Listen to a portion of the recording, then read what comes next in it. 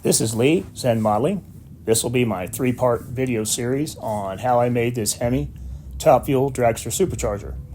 I'll start with listing all the materials used to complete the system, followed by the techniques to use in making the main housing. Part 2 will be the front section, Part 3 the rear section. So let's get into it. This is a complete video of all materials used for this video. As displayed in the photo, the large gold sheet is a 1/10 inch thick brass sheet, 1/2 inch square 1061 aluminum 3-inch section, two 1/8 inch diameter brass rods 3 inches long, and a tube of JB Weld epoxy. So we're not talking about a very big part here, okay? If I were to blow it up here next to a dime, you can see what I mean. Okay, let's make some noise. I'm going to square up this 3-inch section of 1061 aluminum on my Sherline mill using this high-speed steel fly cutter with a carbine inserted tip. Makes for a smooth finish, really gets chips flying. I'm going to fast forward through about 3 minutes of some violent vibration and noise for you. My only cutting tool I have is this violent. The others are reasonably calm. This thing will throw chips up to 12 feet away like a minigun. On to my bench vise. I marked 2 areas in blue where I'll be making 2 30-degree angle cuts. I used a single straight cut hand file, only took a few passes and we're good to go. On to my finishing wheel. I spent 10 minutes on the finishing wheel to get from the before file cut surface to the after surface, which is right where I need to be at this stage. Now back over to the mill and drill 2 holes, first with the center drill bit, followed by the twist drill bit. As you can see, I've stepped up the surface work, adding a medium compound on the yellow buffing wheel housed inside this power draft dust box.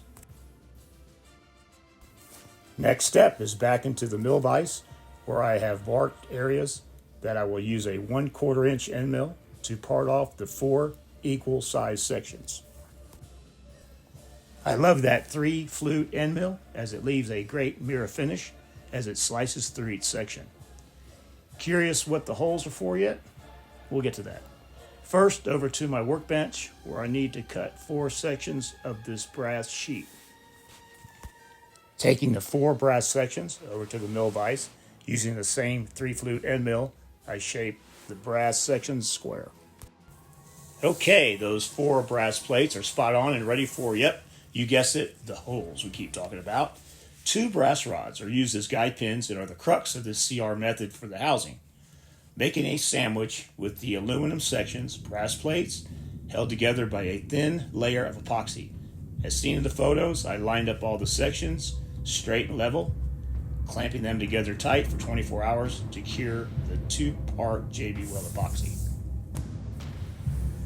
Release the clamp after the 24-hour cure and looks good so far.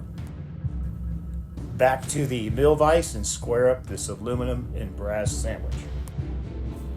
I machined a trough through the center of the housing so I could fit a section of machined aluminum raised up a few millimeters for the blower hat safety plate. The idea behind the brass was to recreate faux titanium used in the Supercharger cooling fins. But look how nicely the contrast of brass and aluminum pops. As seen in this completed pic of the blower, the machine trough was filled with a elevated match section of aluminum for the blower hat safety plate. Hey, thanks for watching this first video of a 3-part series. Check out the next video showing how the front section was made. If you like this type of content, please give me a follow. Going forward, all my YouTube content will follow this format.